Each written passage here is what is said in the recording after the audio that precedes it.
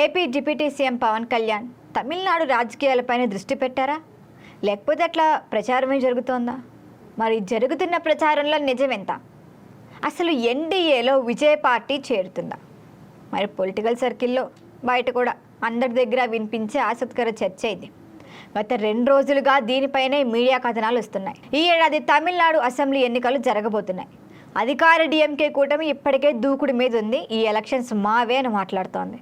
మరొక వైపు అన్నా డిఎంకేతో పాటు బీజేపీ కూడా తమిళనాడు పైనే గట్టి ప్రయత్నాలే ఉన్నాయి. మరి ఈ తరుణంలో సినీ నటుడు విజయ్ నేతృత్వంలోని టీవీకే పార్టీ పాత్రపై అనేక రకాల చర్చలు నడుస్తున్నాయి. విజయ్ చీల్చిన ఓటర్లతో అధికార డిఎంకేకే ప్రయోజనం అన్న కామెంట్లు వినిపిస్తున్నాయి. ఇదొక విధంగా భారతీయ జనతా పార్టీతో పాటు అన్నా డిఎంకే కూడా కష్టమే.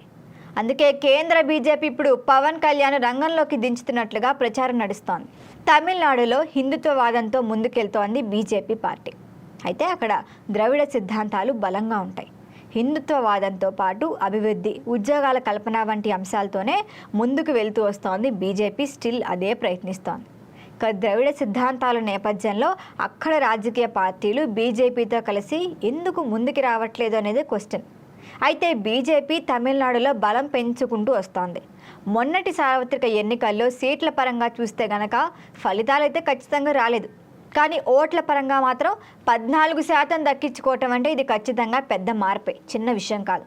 అందుకే ఇతర రాజకీయ పార్టీలతో పొత్తు పెట్టుకుంటే ఓట్లతో పాటు సీట్లు కూడా పంచుకోవచ్చు. మరి ఇదే ఆలోచనకు వచ్చింది బీజేపీ పార్టీ. అయితే ఆది నుంచి డిఎంకే వర్సెస్ అన్నా డిఎంకే అన్నట్లు పరిస్థితి తమిళనాడులో ఉంది. చివరికి కాంగ్రెస్ పార్టీకి సైతం డిఎంకే భాగస్వామ్య పక్షంగా ఉండిపోయిందే కానీ రాజకీయంగా ఎదగలేకపోయింది. మరి ఇట్లాంటి పరిస్థితుల్లో తమిళనాడు రాజకీయాల్లోకి ఎంట్రీ ఇచ్చింది బీజేపీ. క్రమేణా తన హిందుత్వవాదంతో బలంగానే వెళ్ళింది. అయితే ఇతర రాష్ట్రాల మాదిరిగా మిగతా రాజకీయ పార్టీలు బీజేపీతో కలవవు. పరోక్ష రాజకీయానికి, స్నేహానికే పరిమితం అవుతాయి కానీ అలయన్స్ చేయవు.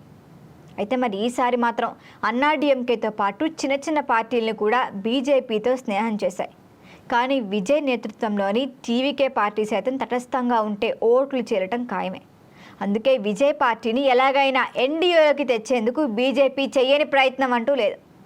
అయితే ఆ ప్రయత్నాలన్నీ ప్రస్తుతానికి వర్కౌట్ కాలేదు. కాబట్టి ఇప్పుడు పవన్ కళ్యాణ్కు కీలక బాధ్యతలు అప్పగించినట్టుగా ప్రచారం నడుస్తోంది. ఒక సినీ నటుడిగా బీజేపీ స్నేహితుడిగా ఉన్న పవన్ కళ్యాణ్కు ఇప్పటికే తమిళనాడు బాధ్యతలను కట్టబెట్టినట్లుగా ప్రచారం జరుగుతోంది. అయితే గత 2 రోజులుగా విజయ్తో నిజంగానే పవన్ చర్చలు జరుపుతున్నారని కొలిక్కొచ్చాయి చర్చలు. ఎన్డీఏలో చేరేందుకు విజయ్ గ్రీన్ సిగ్నల్ కూడా ఇచ్చారన్న టాక్ అయితే నడుస్తోంది. మరి అందులో ఎంత వాస్తవం ఉందో చూడాలి. మరి దీనిపైన విజయ్ స్పందిస్తారా, నిజంగానే బీజేపీలో పొత్తులోకి వెళ్తారా అన్నది మాత్రం చూడాల్సిందే. దీనిపైన మరిన్ని అప్డేట్ల కోసం చూస్తూనే ఉండండి బర్డ్ మీడియా.